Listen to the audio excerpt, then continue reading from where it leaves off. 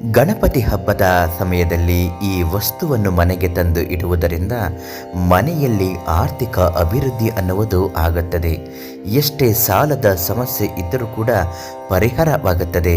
ಮನೆಯ ಜೀವನದಲ್ಲಿ ತುಂಬ ಅದ್ಭುತವಾದ ಶುಭ ಫಲಗಳು ದೊರೆಯುತ್ತದೆ. ಯಾವುದೇ ಒಂದು ವಸ್ತು ಆದರೂ ಕೂಡ ಅದಕ್ಕೆ ಅದರದ್ದೇ ಆದ ಮಹತ್ವವನ್ನು ನಾವು ನೋಡುತ್ತೇವೆ, ಕೇಳುತ್ತೇವೆ. ಒಂದು ವೇಳೆ ಇಂತಹ ವಸ್ತುಗಳನ್ನು ಮನೆಗೆ ತಂದಿಡುವುದರಿಂದ ಆ ಮನೆಯ ಅದೃಷ್ಟವೇ ಬದಲಾಗುತ್ತದೆ.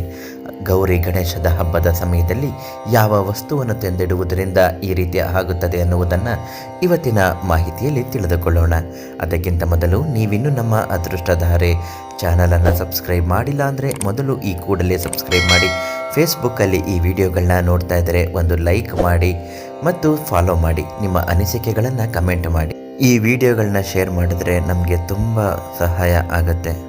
ಇನ್ನು ವಿಚಾರದಲ್ಲಿ ತಿಳಿಸಿರುವ ಹಾಗೆ ಗಣಪತಿ ಹಬ್ಬ ತುಂಬ ಶ್ರೇಷ್ಠವಾದ ಪವಿತ್ರವಾದ ಹಬ್ಬಗಳಲ್ಲಿ ಅಗ್ರ ಸ್ಥಾನವನ್ನು ಪಡೆದುಕೊಂಡಿದೆ. ಭೂಲೋಕಕ್ಕೆ ಬಂದ ತನ್ನ ತಾಯಿಯನ್ನು ಕರೆದುಕೊಂಡು ಹೋಗಲು ಸಲುವಾಗಿ ಗಣಪತಿ ಭೂಮಿಗೆ ಬಂದು ತನ್ನ ತಾಯಿಯಾದ ಗೌರಮ್ಮನನ್ನು ಕರೆದುಕೊಂಡು ಹೋಗಲು ಬರುತ್ತಾನೆ.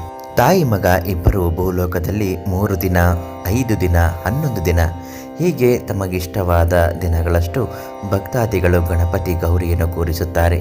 ಹಾಗೂ ಅವರಿಗೆ ಮತ್ತೆ ಭೂಲೋಕದಿಂದ ಕೈಲಾಸಕ್ಕೆ ಕಳಿಸುವಾಗ ನೀರಿನಲ್ಲಿ ಮುಳುಗಿಸುವ ಮುಖಾಂತರ ಕಳಿಸಿಕೊಡುತ್ತಾರೆ. ಹೀಗೆ ಕಳಿಸುವ ಸಂದರ್ಭದಲ್ಲಿ ಗಣೇಶನಿಗೆ ಅತ್ಯಂತ ಪ್ರಿಯವಾದ ಕಡುಬು, ಖರ್ಜೂರ ಎಲ್ಲವನ್ನು ನೀರಿನಲ್ಲಿ ವಿಸರ್ಜನೆ ಮಾಡುತ್ತಾರೆ. ಇದು ಗಣಪತಿ ಹಬ್ಬದ ಒಂದು ವಿಶೇಷದ ಮಹತ್ವವಾದರೆ, ಇಂತಹ ಸಮಯದಲ್ಲಿ ಇಂತಹ ವಸ್ತುಗಳನ್ನು ಮನೆಗೆ ತಂದಿಡುವುದರಿಂದ ಮನೆಗೆ ಧನ ಲಾಭವಾಗುತ್ತದೆ, ಸುಖ ಶಾಂತಿ ಹೆಚ್ಚಾಗುತ್ತದೆ. ಅದು ಯಾವ ವಸ್ತು ಅಂತಂದರೆ ಮಹಾಲಕ್ಷ್ಮಿಗೆ ಅತ್ಯಂತ ಪ್ರಿಯವಾದ ವಸ್ತುವೇ ಗೋಮತಿ ಚಕ್ರ.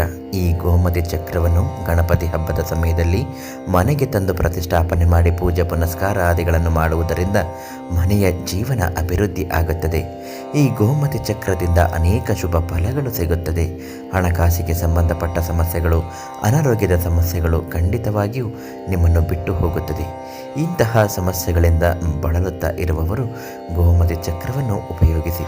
ನಮ್ಮ ವಿಡಿಯೋಗೆ ಜಾಹೀರಾತು ಕೊಡಬೇಕು ಅನ್ನೋದಾದಲ್ಲಿ ಒಂದು ಕರೆ ಮಾಡಿ. ಎಲ್ಲರಿಗೂ ಒಳ್ಳೆಯದಾಗಲಿ. ಧನ್ಯವಾದಗಳು.